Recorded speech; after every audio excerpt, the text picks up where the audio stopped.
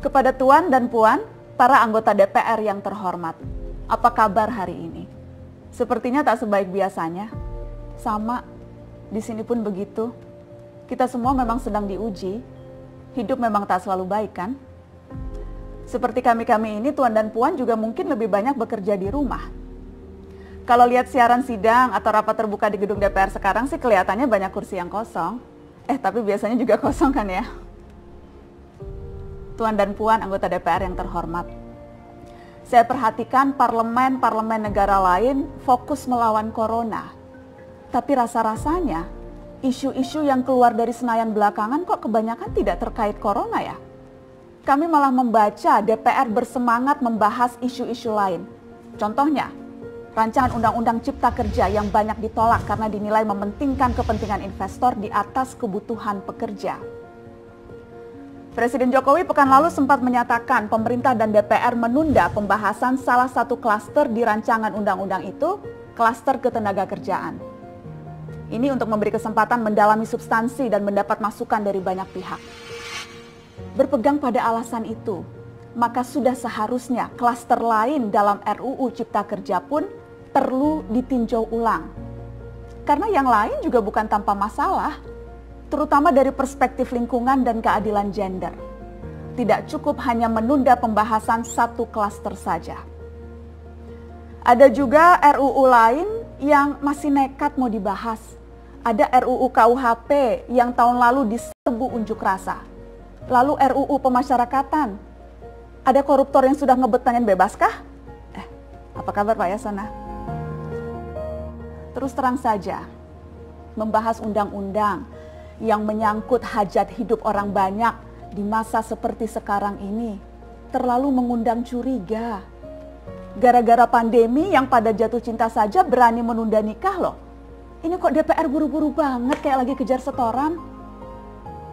Tidak ada undang-undang yang tidak penting, semua penting.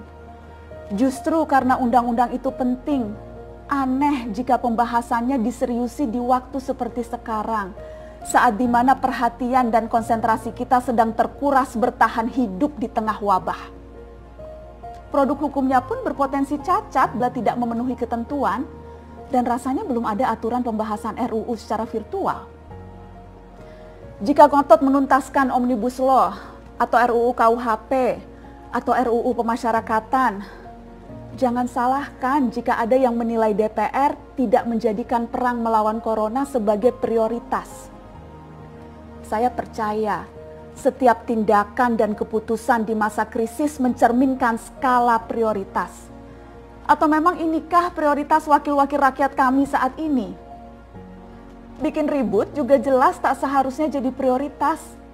Satgas COVID-19 DPR kemarin dikabarkan mengimpor jamu ilegal dari Tiongkok secara besar-besaran untuk pasien positif virus corona. Satgas kemudian membantah itu, katanya ini diproduksi di Jakarta dan merupakan sumbangan Wakil Ketua DPR RI Sufmi Dasko yang akan dibagikan gratis ke berbagai rumah sakit. Kemudian dikabarkan juga jamunya mengandung bahan berbahaya dan belum terbukti klinis. Satgas lagi-lagi membantah, katanya sedang proses mendapatkan izin edar di Badan Pengawasan Obat dan Makanan. Sedang itu berarti belum kan ya? Tuan dan Puan yang terhormat, niat baik pun perlu proses yang baik. Proses yang semrawut hanya akan disusul polemik. Sementara sekarang kita sedang banyak-banyaknya menaruh harapan kepada negara. Tindak tanduk DPR salah benarnya akan selalu dilihat.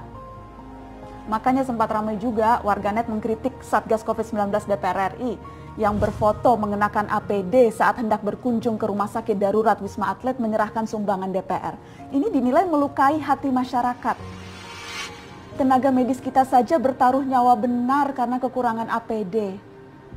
Tidak ada yang meragukan jumlah sumbangan DPR. Kami yakin pasti banyak, namanya juga DPR, beli ribuan rapid test saja mampu, ngeborong jamu apalagi. Tapi ini soal rasa dan empati. Kecuali ya, kalau yang dipakai anggota DPR itu APD yang lain, alat pelindung dewan. Salam hormat dari kami yang kalian wakili.